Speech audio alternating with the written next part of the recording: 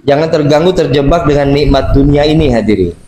Silakan nikmati dunia karena sedang di dunia, tapi jadikan ini rasa syukur kita kepada Allah yang itu membawa keberkahan dan keselamatan kita di alam kemudian. Jadi dunia kalau tidak seperti itu, kita ini tidak disyukuri, maka terhenti di dunia sudah, nggak sampai ke negeri akhiratnya. Bahkan yang ada adalah justru menjadi beban yang memberatkan kita pertanggungjawaban di negeri akhirat. Kenapa duniamu tidak disyukuri gitu? Nanti melaknat itu. Maka jadikan harta itu bukan kita dipengaruhi harta, tapi jadikan kita yang mengatur harta dunia. Karena Ketua Ansem menyampaikan, al-malu khadimuka wa anta khadimul maula. Harta itu menjadi khadimu dan kamu khadim Allah gitu.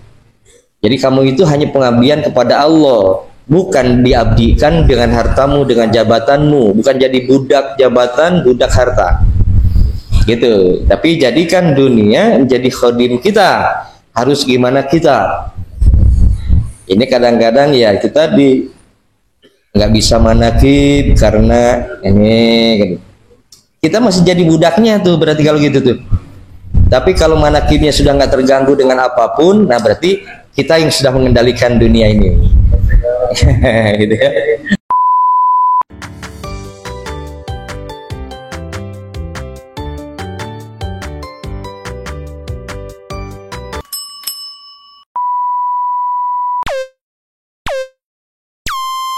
A'udzubillahi minasyaitonirrajim. Bismillahirrahmanirrahim. Ya ayyuhalladzina amanu dzkurullaha dzikran katsira. Ilahi anta maksudi wa ridhaka madlubi'atini mahabbataka wa ma'rifataka. Hadirin jamaah yang dimuliakan Allah, wabil khusus yang saya hormati, hadir bersama kita pengurus LDTQN dan pengurus Ibu Bella, terlebih Ibu Bella ketua terpilih hadir.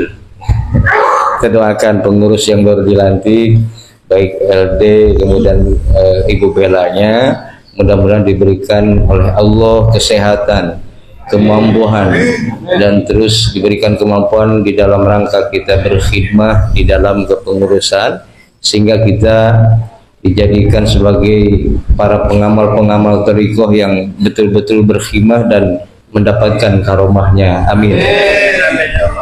Hadirin rahimakumullah. Di majelis yang mulia, majelis manaqib Sultan Aulia, kemuliaan majelis ini harus dibarengi dengan upaya kita di dalam memuliakannya. Nah, maka kenapa di dalam majelis manaqib kita harus terjaga adab kita, mulai dari wudhunya kita jaga, kemudian selama manaqib tidak ada kegiatan apapun kecuali kita mengikutinya dengan khidmah tadi. Tidak ngobrol, tidak lihat kanan kiri, semata-mata kita menundukkan diri, berserah diri hanya pada Allah. Yang ada adalah hudurul qalbi, menghadirkan hati ini untuk terus berzikir. Melalui talqin, tentunya bagi kita sudah paham dan terus kita mengupayakan agar hadirnya hati ini tidak terhalang oleh apapun. Selalu hati ini terus berzikir mengingat Allah yang disebut zikir khafi. Hadirin rahimakumullah. Setiap bulan kita manaqib dan setiap bulan berganti bulan, maka mesti manqobahnya beda-beda yang dibacanya. Selama 1 tahun memang tidak semua manqobah dibacakan, yang jumlahnya sekitar 50 berapa itu? 50-an manqobah itu dari versinya kitab Uqudul Ali dan Tafrihul Khadir. Kitab manaqib ini banyak. Jadi kalau hanya dibatasi selama umur beliau 91 tahun, Syekh Abdul Qadir wafat, jadi umur dunianya 91. Lalu kalau kita batasi hanya 50-an manqobahnya, sungguh sangat ini ya, banyak karomah-karomah beliau. Tapi yang terbukukan di dalam kitab dua itu kan diambil dari 2 kitab itu yang sering kita bacakan manqobahnya, dari Uqudul Ali dengan Tafrihul Khatir. Ya. Ada lagi kita manakib dari Jawahirul Ma'ani dan seterusnya ya. Nah kita yang pakainya dari kitab ini. Nah maka setiap kita ikhwan Thariqah Qadir Sabandiyah Pondok Pesantren Suryalaya ini yang bermursyid kepada Pangersa Abah Anom pakainya kitab ini. Nah ya, nah maka teruslah kita berkhidmah di dalam mengamalkan, mengamankan dan melestarikannya dengan harapan kita dijadikan murid tetapnya. Jadi jangan cukup hanya sekedar murid tapi tidak ditetapkan kemuridannya ya. Karena kalau sudah ditetapkan kemuridannya jadi muridnya, maka nanti akan masuk pada manqabah yang apabila muridku kata Tuhan sekalipun ada di negeri barat sana, negeri timur sana, dari gunung yang paling ujung ke ujung yang lain, nah maka ketika terbuka aurat muridku, aku yang menutupinya, aku yang mempertanggungjawabkannya di hadapan Allah. Sampai seperti itu, karena itu memang diberikan Allah janji itu kepada kekasih Allah. Jadi akan diserahkan baiknya buruknya kepada Tuan Syekh ini. Dan manakib Tuan Syekh berlaku kepada manakib Pangersa Abah. Mursyid kita Syekh Ahmad Sahibul Wafat Tajul Arifin radhiyallahu anhu. Dan di manqabah ada bahwa yang bulan lalu bahwa setiap datang tahun baru, bulan baru, hari baru kan gitu. Maka semua menyampaikan informasi gitu ya kepada beliau baik dan buruk apa yang terjadi di saat itu, baik dan buruknya beliau diberitahu. Nah, termasuk yang tadi manqabah 27 itu. Tuhan, saya tahu nanti ada muhibinnya datang ya, pecintanya. Lalu muhibin ini suudzon dan dia akan kena penyakit. Dan obatnya ini sudah dijelaskan, sudah diberitahukan oleh Allah. Nah bisa dibayangkan ya, kalau itu berkenaan dengan yang terjadinya di keluarga kita. Misalnya kita diberi kelebihan itu, lalu kita tahu anak kita besok sakit. Tapi itu harus kejadian, sakitnya nggak bisa dihindari gitu. Udah gitu sakitnya parah lagi. Sama juga ketika kita diberitahu besok mati. Apalagi kalau dikasih tahunya besok mati sih. Belum juga besok, sekarang udah mati dulu lah. Stres jadinya mikirannya. Nah, termasuk guru kita hadir. Guru kita tahu muridku ini yang dari mana-mana, ini yang Palembang begini, yang Cianjur begini, banyak macam-macamnya. Beliau tersenyum. Ini begini ya, itu begitu ya. Nanti di sana kejadian gini, nanti begini. Bisa dibayangkan. Ya, dan itu harus terjadi. Seperti baginda Rasul bukan tidak tahu akan terjadi pertumpahan darah di kalangan cucunya. Tapi itu harus kejadian, nggak bisa nolak, nggak bisa sekalipun baginda Rasul sendiri, karena itu takdirnya. Itu. Nah jadi maka apapun yang kita hadapi saat ini, di sini dan sekarang, kita selalu mohonkan pada Allah ini ridho Allah begitu. Dan hindari suudzon. Kalau memang apa yang terlihat, apa yang dirasakan, lalu merasa kita ini berada di simpangan jalan atau di tepi jalan yang dekat ke jurang, karena kalau dibiarkan bisa jatuh itu. Nah kita yang tahu itu, coba kita kasih tahu, jangan berdiri di sana, takut jatuh. Ayo sebelah sini, agak ke tengah aja dikit gitu. Kalau kita tahu ada misalnya yang berjalan tapi kok diem saja di satu tempat, nggak jalan-jalan, tanya itu kenapa diem di situ. Kita ini harus menuju ke sana. Takutnya dia ngelamun gitu. Kalau ngelamun tanya mikirin apa gitu. Nah itulah kehidupan.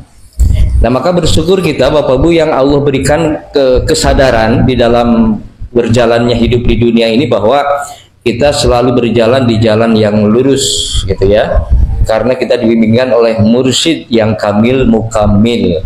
Yang penting jangan ragu dan meragukan, jangan nanti akhirnya kita sudah berjalan di jalan lurus lalu kita mau ke pinggir ke tepi jurang, ya silahkan tapi jangan terpeleset saja kan gitu. Ada persimpangan lagi, kita mau belok saja ke kanan dulu, silahkan. Mau istirahat dulu silahkan, tapi jangan lupakan, harus sadar bahwa kita sedang berjalan di jalan yang akan menuju ke satu tujuan, yaitu usul pada Allah. Nah, bersyukur kita diberi ketetapan ya, kita tetap pasti istiqomah dengan tuntunan pengersabahan nom ini. Dan sekalipun yang mengamalkannya ya mungkin masih jauh lah dari apa yang harusnya gitu ya. Karena kemampuan kita yang masih jauh ini. Jadi, tapi yang penting kita sadari itu dan bersungguh-sungguh gitu. Nah, itulah nanti yang akan menjadikan kriteria murid yang ditetapkan. Jadi bukan nanti harus bisa atau tidak, bukan. Jadi kalau harus begitu ya mestinya guru harus betul-betul juga misalnya memberikan itu. Tapi bukan seperti itu. Jadi amalkan saja sesuai tuntunan, jangan ragu dan bersungguh-sungguh dan jangan ada pamrih. Nah, kita sudah bersungguh-sungguh tapi ada pamrih. Ya, jadi masih keluar jalur juga kalau begitu. Masih tadi mau menepi ke jurang lagi tuh. Yang begitu itu. Kita sudah dipagari oleh guru kita dengan munajat ilahi anta maksudi. Nah, maka dasari semua itu, landasi dengan itu. Jangan bersungguh-sungguhnya ketika ada hajat, bersungguh-sungguhnya karena ada musibah, tapi itu masih alhamdulillah, mau bersungguh-sungguh kan gitu. Kita ini selalu alhamdulillah saja lah daripada tidak sama sekali gitu ya. Tapi tingkatkan, jangan karena bersungguh-sungguhnya karena itu, gitu. tingkatkan. Dan nanti pun apa ya, mungkin makomnya kita baru di situ saja, tapi kita tingkatkan, naik lagi levelnya, nggak begitu nanti, naik lagi levelnya terus saja gitu. Ya sudah, kalau sudah sampai pada Allah ini la haula semua ya, jadi yang ada kebersamaan, kenikmatan dengan bersama Allah itu. Sudah nggak ada lagi yang kepikir, kelihat apapun selain Allah ini. Jadi pada akhirnya nanti setelah proses tahalli ini, tahalli, tajalli. Jadi kalau tajalli itu sudah penampakan, sudah nampak, sudah penyatuan, sudah manunggaling. Nah, kalau di bahasa itunya, itu ya.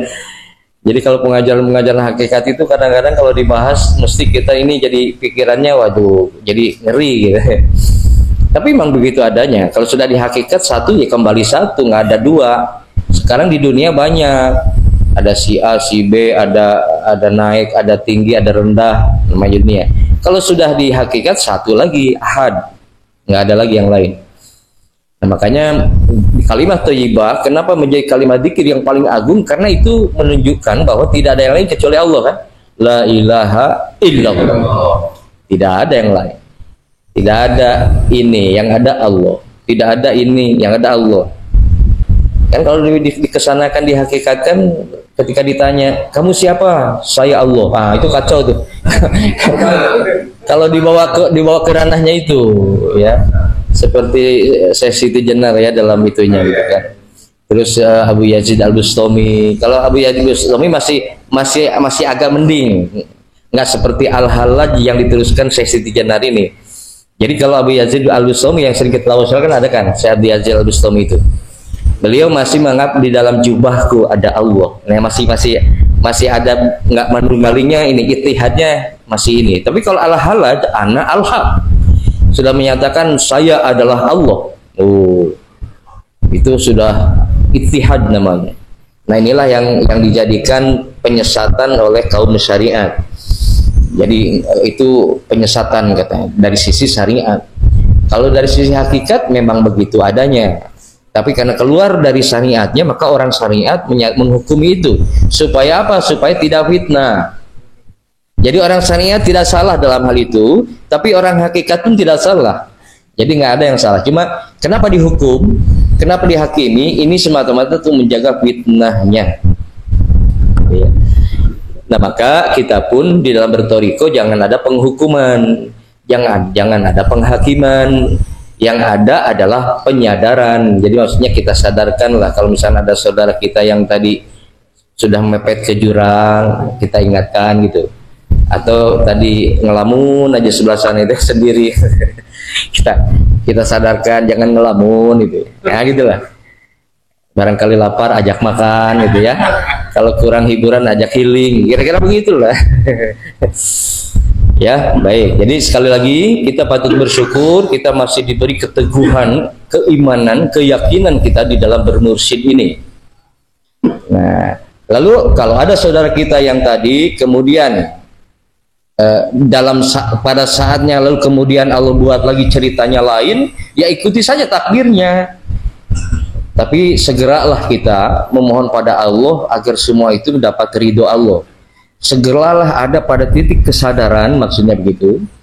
Nah, jadi bersyukur kalau mereka yang sadar akan tadi melamunnya, agar tadi di jurangnya tadi, semua sadar kembali lagi ke jalan yang lurus. Ayo bareng-bareng gitu. Bareng-bareng saling kuatkan, saling bantu, saling doakan. Yang sudah itu perjalanan yang lalu, nggak apa-apa, kan namanya juga perjalanan semua ini, dan kita nggak tahu besok lusa perjalanan kita seperti apa, ya kan? Tapi ketika saat ini kita syukuri perjalanan ini, lalu saat ini kita mohonkan ridho Allah, maka insya Allah besoknya perjalanan kita akan selalu terjaga, akan selalu terbimbingkan melalui mursyid ini, gitu ya. Nah, kembali kepada mankobah tadi, hadirin. Jadi itulah luar biasa berbahayanya kalau kita punya sifat, punya ini suudzon, ya, berburuk sangka itu. Berburuk sangka terhadap apapun, apalagi kalau berburuk sangkanya kepada sultan aulia, maka luar biasa juga dampaknya itu. Sakitnya nggak ada obatnya lagi. Ada ahli hikmah yang tahu, yang bisa nerawang, kira-kira gitu ya. Nah, maka kalau di sini ada yang bisa nerawang-nerawang, teruskan aja nerawangnya, nggak apa-apa. Jadi ya barangkali ada hikmah, ada manfaat nanti. Cuma maksudnya jadikanlah ilmu itu untuk dakwah, jadikan ilmu itu untuk apa? Menguatkan kita di dalam perjalanan menuju Allah. Jangan ilmu itu malah dijadikan madorot, kemudian dijadikan apalagi ya. Nggak apa-apa, nggak salah orang toriko mau belajar begitu, itu nggak. Cuma ya jadikan saja itu sebagai alat dakwah kita, ya. Jangan nanti malah dengan begitu jadi klinik, jadi pasang plang itu, ada tarifnya. Jangan. Ya. Saya pernah di Cianjur itu ada ustadz yang pernah, satu orang ustadz, saya sengaja begini, ustadz kan dulu sebelum bertoriko kan belajar hikmah ya. Nah udah asal lagi aja hikmahnya sebenarnya. Jadi nanti kalau ada ikhwan kita yang ada hubungan dengan itu, nanti ustadz yang ngadepinnya. Cuma jadikan alat dakwah saja gitu ya. Jadi alat dakwah, jangan apa, bahwa gini, jadi alat dakwah itu ilmu-ilmu apapun termasuk hikmah dan seterusnya itu hanya media, hanya alat. Ya, jadi itu untuk mengantarkan, hanya itu. Jadi bukan tujuan itu. Hanya apa? Sebagai motivasi lah, kembang-kembang lah istilahnya itu. Supaya apa dengan begitu? Supaya kita mau melakukan perjalanan ibadah. Kalau dengan begitu kan paling tidak terpancing dulu. Wah, mau situ tuh, semangatnya kedorong dulu gitu. Jadi seperti itu. Jadi jadikan dakwah itu nanti. Ini adalah, kalau sudah seperti ini, maka sebenarnya ada lagi yang lebih dari ini. Mana? Allah itu. Maka sekarang sudah kita kembalikan semua pada Allah, berjalan ya menuju Allah dengan tuntunan yang sudah diberikan sebagai pusakanya, senjatanya, alatnya, yaitu zikrullah, zikir. Jadi akhirnya kembali ke zikir. Jangan terus di hikmah begitu loh.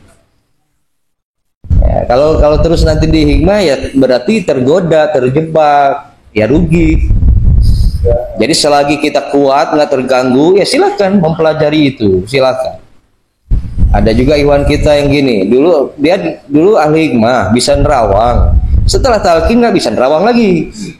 Dia tanya, Pak Yai, katanya, sekarang dulu saya bisa tahu nih kalau ada tamu, ada ini, tahu bisa nerawang. Terus sekarang enggak ya? Apa hilang? Nah, gitu ya. Saya bilang bukan hilang, tergantikan atau digantikan. Tapi kalau kita kepikiran tentang itu, nanti akan muncul kembali itu dan akan lebih tajam. Asal yakin, asal nggak usah dicari lagi. Kalau terus dipikirin pengen itu lagi, semakin dipengenin, dimauin semakin jauh. Harusnya sudah cukup sekali kepikiran itu, pasrah pada Allah, ikuti tuntunan mursyid ini, nanti ketemu lagi saya bilang. Ya, nah akhirnya setelah dari situ sebulan kemudian telepon saya, oke, saya alhamdulillah kebuka lagi. Ah, syukurlah sebenarnya gitu. Bisa nerawang lagi katanya. Ya, jadikan dakwah gitu kan. Begitu. Jadi sebetulnya ketika semua itu kemudian kita kembalikan kepada induk, nah itu. Jadi induknya di toriko ini, induknya di pengajaran ini sebetulnya. Nah kalau yang lain dikembalikan kepada induknya dan dengan penuh kepasrahan, dengan penuh keikhlasan, maka sebenarnya dia akan berbalik yang lebih, bukan hilang gitu. Tapi kalau kita semakin mau menguasai itu, bahkan gara-gara itu, wah ini dikir mengganggu nih, mengganggu hikmah saya misalnya, ya sudah saya tinggal dikir, wah kacau, lebih kacau dan ini, lebih rugi lagi kalau seperti itu. Tuh ya. Ya kan, nggak disalahkan, silakan kalau yang memang seperti itu basicnya, silakan. Cuma hati-hatinya jangan terjebak saja, jangan terlena terganggu dengan itu. Ibaratnya kalau kita seneng masih di bidang itu, nggak ada beda dengan anak kecil yang masih seneng mainan. Jadi kata Al-Mul'ang itu mainan yang begitu katanya, yang bisa lipat gandakan uang, itu mainan itu. Bisa menghilang, mainan semua kata beliau. Bisa terbang, bukan sesuatu yang hebat. Kalau sudah ketemu dengan ininya itu hanya mainan saja. Jadi, nah kita masih senang di situ. Ya sudah, kita masih anak kecil aja. Masih terus jadi anak kecil, nggak dewasa. Anak kecil itu ya susah diatur, susah ini. Gitu ya. Nah, jadi tapi kalau itu hanya kemudian kita jadikan sebagai alat, sebagai bukan tujuan, silahkan. Pokoknya sesuatu apapun silahkan. Kita punya keinginan, punya himmah aliyah, keinginan itu silahkan. Tetapi semua itu mesti ada konsekuensi. Nah, tinggal siap tentang konsekuensinya. Ujiannya harus siap. Contohnya, kita mau belajar kesaktian, ceritanya mesti diuji dengan itu. Artinya apa? Sedikit bawaannya pengen berantem itu. Kalau kita punya ilmu kesaktian, mesti ada orang yang pengennya nebas leher kita. Mesti banyak musuh itu. Karena memang diujinya di situ. Ya, misalnya kita belajar ilmu pelet, mesti banyak perempuan yang ngejar-ngejar itu, diujinya. Jadi selalu nanti ada itunya gitu. Nah, siap nggak kita dengan ujian itu? Jangan kita maunya saja, tapi nggak siap dengan ujiannya begitu. Kayak misalnya itu yang muridnya Imam Hanafi ya, Imam Malik gitu, yang kata beliau, udah sebut namaku aja, kamu jangan jauh dari aku, jalanlah di atas laut. Dia sebut Hanafi gitu ya. Dia tetap bisa ngikutin di perjalanan ragu, kenapa Imam Hanafi, kenapa Hanafi nggak Allah? Dia rubahlah Allah, kejebur. Gitu ya. Jadi nah itulah, jadi kita pentingnya sami'na wa atona kepada mursyid. Mursyid bertanggung jawab. Yang penting jangan ragu ya. Dan kalau misalnya saya ada kewenangan saja untuk membukakan rahasia, wah Bu Pak ya, khotaman itu Masya Allah rahasianya. Jadi apapun ada, mau ilmu apapun ada, termasuk mau kita tarik ke ilmu hikmah, ada semua di khotaman itu. Mau ilmu kesaktian apa ada di khotaman itu. Nah kalau saya buka itu nanti mesti nih, pengen semangat khotaman tamnya nih. Tapi pas kalimat itu, mesti disungguh-sungguhin tuh. Karena ada hajat itu. Jadi kenapa guru tidak membukakan? Karena justru sayang terhadap muridnya, jangan terganggu dengan itu. Tetap saja ilahi anta maksudi, karena itu puncaknya. Kalau sudah ilahi anta maksudi, mau ada apalagi yang mau kita inginkan dari selain Allah ini? Semua Allah kok, semua milik Allah. Ya jadi makanya supaya benar-benar kita ini ada di jalan yang lurus, karena dengan begitu semua akan kita limpahkan dari Allah tanpa terkecuali nanti. Jadi Allah itu maha segalanya. Nah kalau muridnya terganggu di dalam pengabdiannya, terganggu dengan tadi, ya kita hanya terbatas di situ, stuck di situ, dia nggak jalan lagi, berhenti di situ. Kalau berhenti di situ berarti nggak akan sampai nantinya ke hadrat Allah. Kalau nggak sampai ke hadrat Allah celaka. Itu aja, seperti itu ya. Jadi hanya terganggu dengan kenikmatan sesaat, akhirnya celaka. Termasuk dunia, jangan terganggu terjebak dengan nikmat dunia ini hadirin. Silakan nikmati dunia karena sedang di dunia, tapi jadikan ini rasa syukur kita kepada Allah yang itu membawa keberkahan dan keselamatan kita di alam kemudian. Jadi dunia kalau tidak seperti itu, kita ini tidak disyukuri, maka terhenti di dunia sudah, nggak sampai ke negeri akhiratnya. Bahkan yang ada adalah justru menjadi beban yang memberatkan kita pertanggungjawaban di negeri akhirat. Kenapa duniamu tidak disyukuri gitu? Nanti melaknat itu. Maka jadikan harta itu bukan kita dipengaruhi harta, tapi jadikan kita yang mengatur harta dunia. Karena Ketua Ansa menyampaikan, al-malu khadimuka wa anta khadimul maula. Harta itu menjadi khadimu dan kamu khadim Allah gitu. Jadi kamu itu hanya pengabdian kepada Allah, bukan diabdikan dengan hartamu, dengan jabatanmu, bukan jadi budak jabatan, budak harta. Gitu. Tapi jadikan dunia menjadi khadim kita. Harus gimana kita? Ini kadang-kadang ya kita nggak bisa manakib karena ini gitu. Kita masih jadi budaknya tuh berarti kalau gitu tuh. Tapi kalau manakibnya sudah nggak terganggu dengan apapun, nah berarti kita yang sudah mengendalikan dunia ini. Gitu ya. Jadi tapi ya memang guru kita bijaksana betul beliau ya. Jadi kata beliau, kalau memang ada kerjaan, kalau memang ada urusan, ya sudah, nggak apa-apa. Jangan tinggalkan urusan duniamu. Kan itu begitu luar biasanya beliau. Padahal harusnya bukan begitu beliau. Kamu muridku kan? Gitu kira-kira gitu. Nggak boleh terganggu amalian dengan apapun. Kamu harus hadir. Harusnya begitu gitu. Tapi beliau tidak begitu. Jadi artinya ketika ada muridnya yang nggak bisa hadir karena urusan, beliau tersenyum. Tapi beliau tahu dia ini sebetulnya kalau sekalinya ngamalin bersungguh-sungguh gitu. Jadi ya sudah, kekurangan itu aku tutupi. Nah itu aurat murid itu yang ditutupi guru mursyid Tuan saya itu. Ketika muridku terbuka aurat itu model-model begitu. Jadi apakah kelalaian yang kita perbuat, apa kekurangan di dalam ibadah kita, apalagi, nah itu aurat-aurat semua yang dimaksud di situ. Jadi aurat bukan maknanya terbuka badan kita ini, gitu ya. Itu aurat dohir. Tapi kalau aurat batin itu luas. Jadi ketika misalkan pernah kita berburuk sangka tadi, itu aurat juga, gitu ya. Nah yang penting asal kita bersungguh-sungguh tadi di dalam mengamalkan tuntunan mursyid dan tetap yakin yang membimbing kita pengersa abah bukan abah yang lain. Nah ini banyak abah-abah lain ini, termasuk Suryalaya juga ada Suryalaya yang lain. Jadi sekarang ini ada yang ngaku Suryalaya tapi bukan Suryalaya, katanya Suryalaya tapi kok pengajarannya menjauhkan kita dari Suryalaya. Katanya Suryalaya, tapi ditanya Suryalaya nggak tahu di mana. Ya gimana ceritanya? Kalau ngaku Suryalaya nggak tahu Suryalaya di mana, nggak taunya apa namanya? Ngaku Suryalaya, taunya abah itu, bukan abah anomnya. Ya, jadi gimana? Jadi itulah sekarang ini zaman di mana memang banyak sekali ininya ya, dinamika hidup. Perkembangan, maka hati-hati hadirin, waspada, jangan tersamarkan dengan apa yang kita lihat.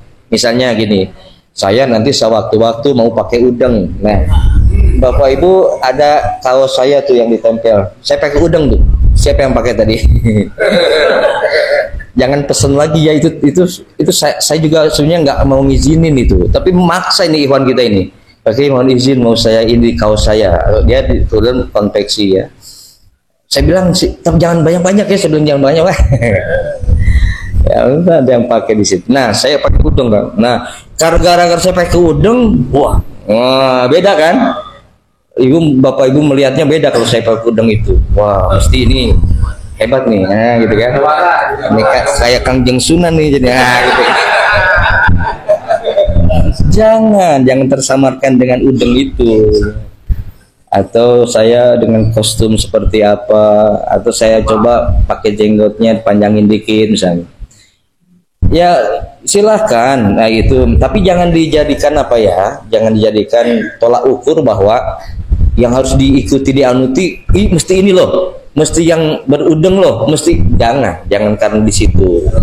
Ya, yang penting kan ilmu yang kita ambil ini agar bermanfaat, jangan terhalang dengan apa yang nampak terlihat, tapi dengarkan saja apa yang disampaikannya. Balighu anni walau ayat, sekalipun satu ayat tapi itu mengandung hikmah dan manfaat, jadikan itu ilmu, ya, jadikan itu guru ilmu kita. Jadi silakan, kalau guru ilmu silakan dari manapun ilmu itu, sekalipun dari anak yang baru kemarin. Tapi kalau di anak yang kemarin lalu Allah kemudian nitipkan ilmunya, ya kita ambil, jangan terhalang karena ya ini anak baru kemarin ini, lu nggak mau denger. Nah, rugi tuh. Kadang-kadang kita suka begitu kan, terganggu dengan itu. Tahu loh, dia ini kan dulunya anak jalanan misalnya. Ya itu kan dulu. Sekarang belum tentu, saat ini belum tentu dia seperti apa. Ya. Gitu kan. Kita selalu melihatnya begitu, karena latar belakang dulu lalu dihakimi sekarang. Jadi jangan terganggu dengan. Nah sekarang zaman yang kita sulit membedakan itu jadinya. Jadi pokoknya ketika saya bisa bikin omongannya bisa meyakinkan, yang penting gimana caranya saya bisa meyakinkan jamaah, lalu jamaah ini menjadi muhibbin saya, lalu saya agar nanti pada akhirnya saya diakui mursyid. Nah gitu kan, bikinlah orasi-orasi yang memukau, dalil-dalil yang banyak, tambah udeng, gitu. Jadi sudah, ya jadi mursyid itu. Ya, jadi jangan itulah ya, jangan karena, makanya saya kadang maaf ya ini nanti nih dimanapun, mohon saya kadang suka malu sendiri kalau di Majelis Manaqib disebut doktorandes atau misalkan apa SAG MSI, nggak usah disebut lagi. Kalau di majelis seminar perkuliahan silahkan, karena itu kan dapat susah payah kita dapat gelar itu. Tapi kalau di majelis manaqib kok sayanya nggak berkenan gitu. Ya cukup nama aja lah ya, cukup nama, nggak usah gelar dan seterusnya lah. Ya, nah Bapak Ibu pun jangan ter ini dengan itu. Oh panjang nama saya ini, udah gitu ada SAG sarjana alam gaibnya nih.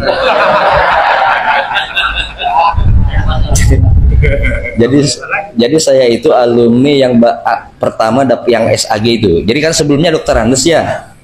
Nah dokter Andes tergantikan hilang, ganti dengan SAG, kemudian SH, gitu, SHI ya, yang gitu. Kalau SH memang dari dulu kan. Nah saya pertamanya tuh SAG itu. Nah akhirnya SAG, akhirnya bukan sarjana agama, jadi plesetannya sarjana alam gaib. Ada lagi sarjana ahli gaple, gitu.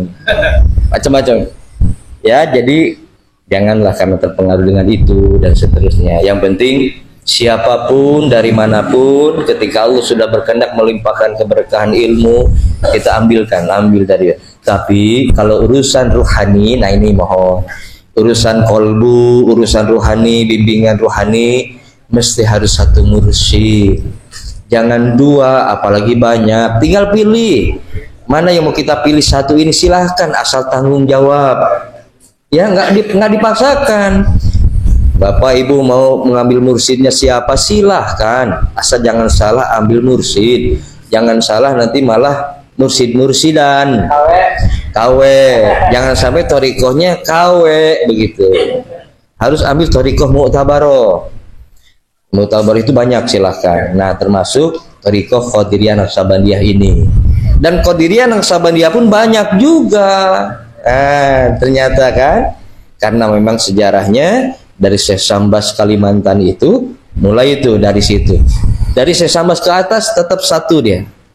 Nah dari Syekh Sambas inilah mulai dari turunannya ke Syekh Abdul Karim Banten, kemudian ke Cirebon, yang ke Suriah sekarang itu dari Cirebonnya Syekh Tolha, ada yang Syekh Bangkalan ya, termasuk Al-Hasbu Al-Maduri yang berkembang nanti menjadi TKN yang di mana di Jawa itu Ranggen, itu TKN juga, cuma beda ya lo nih Jadi cuma beda silsilah sanad gitu ya. TKN ya, Pekalongan TKN. Jadi itulah. Nah, maka kita harus jelas sekarang untuk menambah keyakinan. Ketika bicara TKN, sebutkan TKN mana. Jangan hanya cukup Thariqah Qadiriyah Naqsabandiyah, karena Thariqah Naqsabandiyah sekarang banyak. Nah, maka harus dikuatkan lagi Thariqah Qadiriyah Naqsabandiyah Pondok Pesantren Suryalaya. Jangan juga cukup di situ. Sekarang ada juga TKN Pondok Pesantren Suryalaya tapi tidak di Tasikmalaya. Ya kan? Maka kuatkan lagi TKN Pondok Pesantren Suryalaya Tasikmalaya. Nah, mesti nggak ada yang lain. Kecuali kalau nanti ada lagi alumni-alumni sana bikin pondok di Tasik dengan nama Pondok Pesantren Suryalaya, itu urusannya lah. Berarti harus dikuatkan lagi Tasikmalaya Pager Ageng, kecamatannya tuh. Di Pager Ageng ada lagi yang bikin pesantren Suryalaya juga. Udah tambah lagi Pager Ageng Tanjung Kerta, itu desanya. Mas saya kalau desa bikin ya. Nah, itulah ya, jadi ya itulah memang dunia jadi seperti itu. Nah, jadi kalau sudah Suryalaya Tasikmalaya berarti mursyidnya Pangersa Abah Anom ya. Syekh Ahmad Sohibul Wafat Tajul Arifin.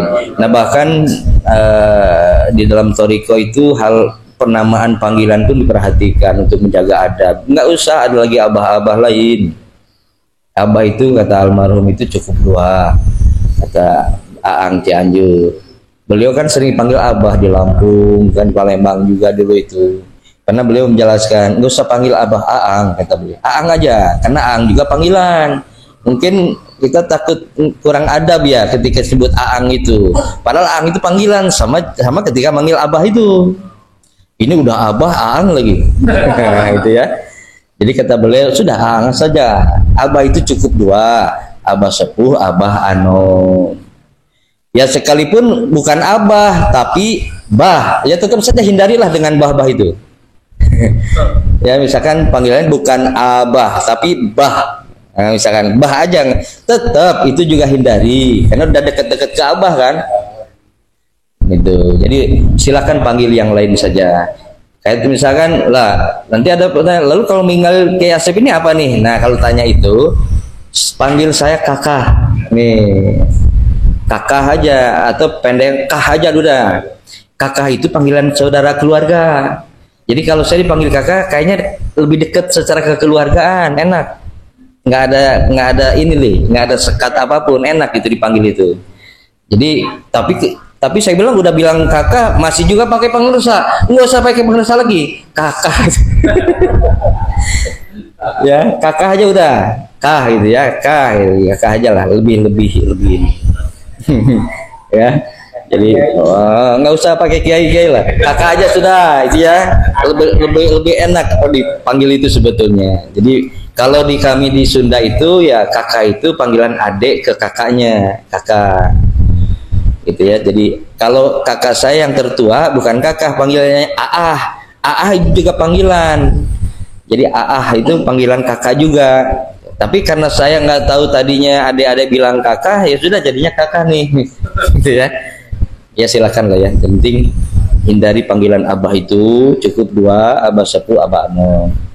Ya sekalipun memang ini sudah adat di daerahnya, abah itu biasa panggilan abah itu untuk kakek misalnya ya, untuk sesepuhnya. Ya sekalipun sudah biasa di situ adatnya begitu, karena kita sedang menjalankan thariqah.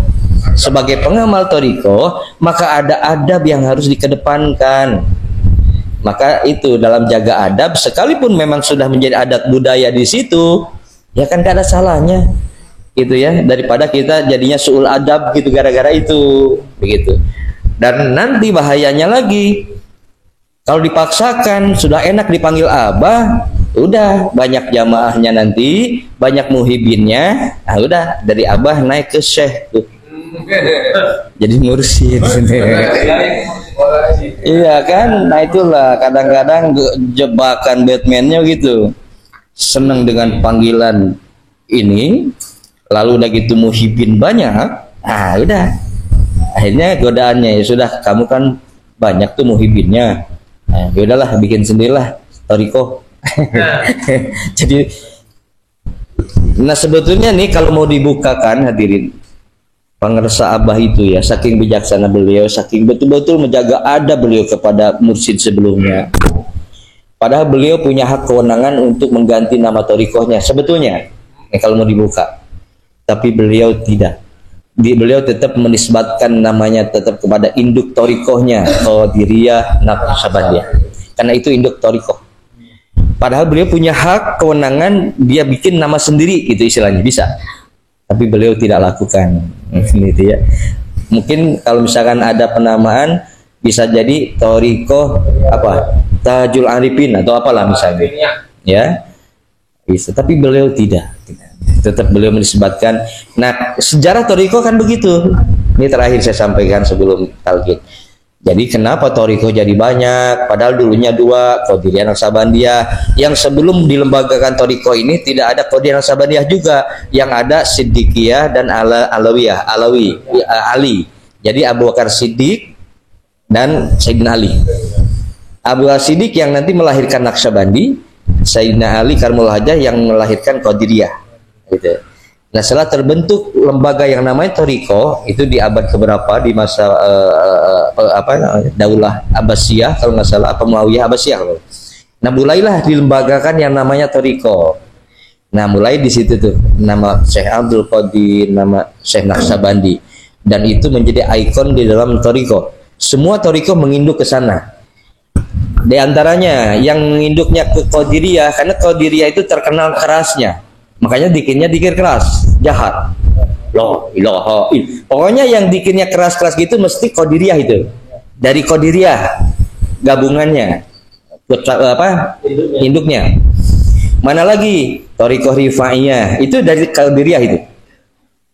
Jadi semua nih berguru ke Tuan Syekh. Jadi kalau kita gambarkan begini, ini anggap ini satu perguruan di sini, ini sama-sama nih. Nah, kemudian selesai dari pengajian, selesai dari padepokan, kita kembali dan ditugas malah. Silakan kamu berdakwah, sekarang kamu turun gunung. Nah, cerita begitu tuh.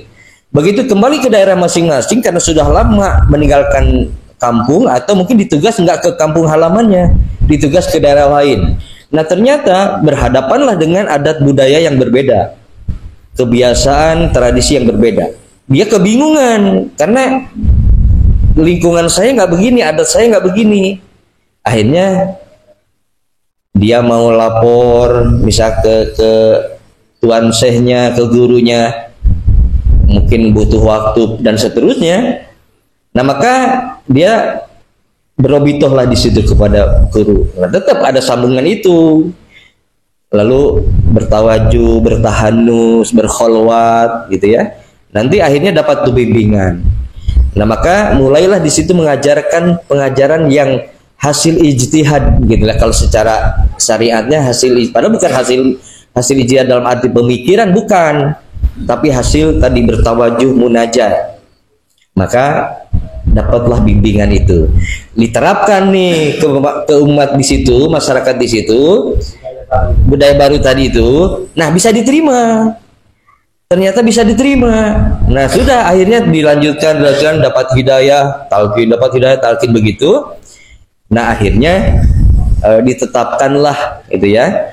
Itu oleh para murid setelahnya karena untuk membedakan bahwa ini bimbingan dari Syekh Rifai, maka dinisbatkan thariqahnya thariqah Rifaiyah. Itu, tapi itu seizin Sultan Aulia Syekh Abdul Qadir. Jadi kalau misalnya kita inikan dengan dialog itu, ya Syekh, saya ternyata di lapangan saya berhadapan dengan ini. Akhirnya saya melakukan ini dan itu, ternyata begini itu. Terus gimana ya Syekh, apakah saya salah kira-kira gitu? Ya sudah, kamu tidak salah, teruskan. Nah, ada izin, teruskan. Nah, tapi diteruskannya bahasa di situ hati-hati. Ada yang berlaku umum atau khusus. Khususnya bisa di wilayah itu saja ya, nah, bisa gitu. Nggak boleh di wilayah lain, bisa begitu. Tapi bisa juga teruskan itu maknanya luas, bisa dimanapun. Nah, ini yang harus penting kita memaknai itu. Nah, sekarang gara-gara itu sebetulnya khususnya ini kok di mana-mana jadi pakai itu. Nah, ini juga yang jadi akhirnya keluar dari tuntunan.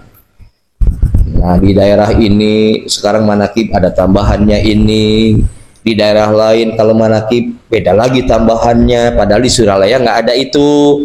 Itu yang saya maksud tuh. Ya kalau di tempatnya silahkan. Tadi karena di tempatnya punyanya. Kalau saya Darul Palah tetap nggak boleh, karena Darul Palah bukan punya saya. Darul Palah itu punya guru kita. bedanya Cianjur itu begitu. Cianjur bukan punya Aang, karena sama Aang diserahkan wakafkan ke Suryalaya, jadi milik Suryalaya. Kalau itu tempat saya Darul Palah, maka saya sah hanya di Darul Palah saya gunakan tambahan ini misalnya. Karena tempat saya khusus ya saya. Nggak boleh saya dibawa ke Palembang, nggak boleh saya bawa ke Padepokan, cukup Darul Palah. Nah, ini sudah keenakan, sudah ada izin hanya di tempatnya, kok keenakan, jadi keterusan dibawa kemana-mana. Nah, ini yang menjadinya salah. Sebenarnya kalau hanya di tempatnya nggak salah, kan itu ada khususnya. Yang salah adalah ketika ini dibawa keluar sehingga menjadi fitnah. Fitnahnya bagaimana?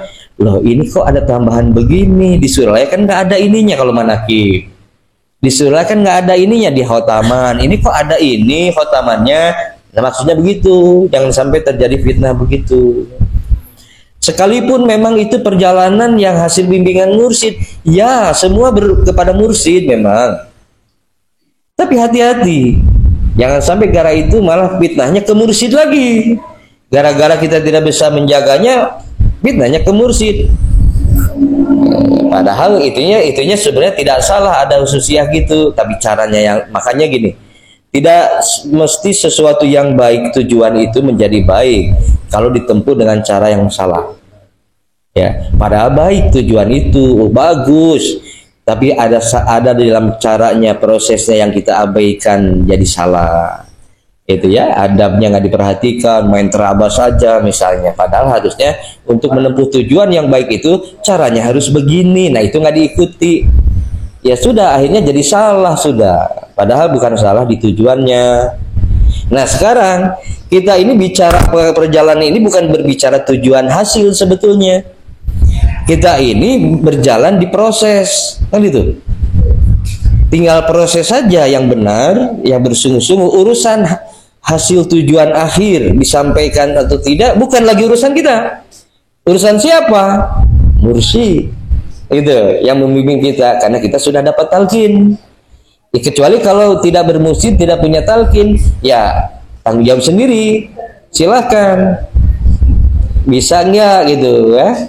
Kalau bisa syukur, ya enggak ya celaka jadinya, kan gitu ya. Kan semua pilihan, orang mau bertoriko atau tidak nggak usah dipaksakan kok, pilihan itu, hidayah itu. Orang mau talqin, ya alhamdulillah hidayah, kalau enggak ya urusannya, pilihannya sendiri gitu ya. Tapi kita husnudon, kenapa orang nggak mau talqin? Husnudonnya mungkin dia bisa langsung kepada Allah, itu husnudonnya. Iya, jangan kita salahkan, jangan kita kamu ini harus bertoriko, bermusik, kalau enggak kamu celaka, jangan begitu, jangan. Husnudon, kayak misal gini, kenapa sih harus talqin gitu? Sampaikan tujuan talqin adalah, kenapa harus talqin? Tujuan talqin itu adalah pertama, litasfiyati qulubi, membersihkan kolbu. Nah, kalau bapak ibu misalkan merasa kolbunya bersih, ya nggak usah talqin. Talqin itu bagi yang kolbunya kotor. Terus tujuan talqin apa? Supaya kita mampu mengendalikan hawa nafsu. Nah, kalau bapak ibu sudah bisa mengendalikan nafsu, nggak perlu talqin, silakan. Kan itu, akhirnya kan dia ini sendiri. Apa iya ya? Nah, kan itu kan, ya udah pilihannya. Jadi kenapa kami talqin? Karena kami merasa bahwa hati ini kotor, hati ini keras, gitu. Belum bisa mengendalikan hawa nafsu. Lalu dengan amal bacaan Quran saya, toh baca Qurannya setahun sekali, Ramadan. Ya, kalau kita baca doa, ya kadang-kadang kalau ingat doa, kadang-kadang setelah beres sholat langsung berangkat lagi, kan gitu. Lalu dengan apa yang kita bisa inikan dengan amal ibadah kita, kan? Kalau kita mau mengejar dengan amal kita, wah jauh, ya. Makanya perlu ada yang membimbingkan kita, orang-orang yang pilihan ya, yang Allah pilih, kekasih Allah, bermursyid tadi. Itulah pentingnya kita bertoriko, pentingnya bermursyid, begitu ya. Sama seperti ya silakan kalau Bapak nggak perlu wasilah, karena ngambil mursyid ini ngambil wasilah. Contohnya kalau kita mau loncat pagar yang masih keukur lompatnya mungkin bisa lompat, tapi kalau pagarnya agak tinggi lagi mesti pakai tangga. Nah, tangga itulah wasilahnya. Mursyid itu wasilah. Kita nggak bisa langsung, butuh tangga, butuh sarana, butuh wasilah, itu ya. Tapi kan kembali lagi ya silahkan, kalau mampu silahkan langsung, nggak perlu bermusik, nggak perlu tawasul, nggak perlu tahlil, silahkan. Kan kita pakai tahlil tawasul itu kan dalam rangka mengambil wasilah tadi. Nah jangan salahkanlah saudara kita yang nggak mau tahlil, nggak usah, terus nonton saja, mereka bisa langsung pada Allah gitu ya. Nah tinggal kita sama-sama berlomba dengan saudara-saudara kita yang berbeda pemahaman. Di mana kita lombanya? Akhlak saja sudah, karena itu kuncinya. Jangan di ilmu. Di ilmu itu mungkin mending kalau mampu ininya untuk nampungnya. Nggak usah di ilmu, karena ilmu pun hanya pengantar untuk mengantarkan akhlak. Berlombanya di akhlak sajalah. Jadi nanti itu akan dilihat, bukan dilihat seberapa banyak ilmunya, seberapa hebat ilmunya, tapi seberapa dia melahirkan ilmu itu pada akhlaknya, itu ya kuncinya. Ya, kalau ukurnya di akhlak. Maka tanbih itu sebetulnya buah dari perjalanan thariqah kita ini. Perjalanan dzikir khotamul manaqib itu melahirkan tanbih itu. Nah, kalau sudah ditanbih itu maka jadilah insan kamil. Itu saja, demikian. Nah, setelah ini silahkan nanti yang mau talqin atau yang memperbaharui barangkali dzikir kita, talqin kita yang dulu sudah mulai lemah gitu ya, atau mungkin bukan lemah tapi merasa kok sudah menyimpang, bisa ya nggak apa-apa, berjalan dulu nggak apa-apa. Nah tinggal sekarang aja kan gitu ya. Ya syukur kita masih diberi kesadaran itu. Ya nggak apa-apa lah, yang sudah tinggal yuk sekarang bareng-bareng ya, kembali kita ikut bareng-bareng. Nah, maka silahkan ikut tajdid lagi, artinya untuk mengasah, memperbaharui kembali. Demikian, wa minkum. Assalamualaikum warahmatullahi wabarakatuh.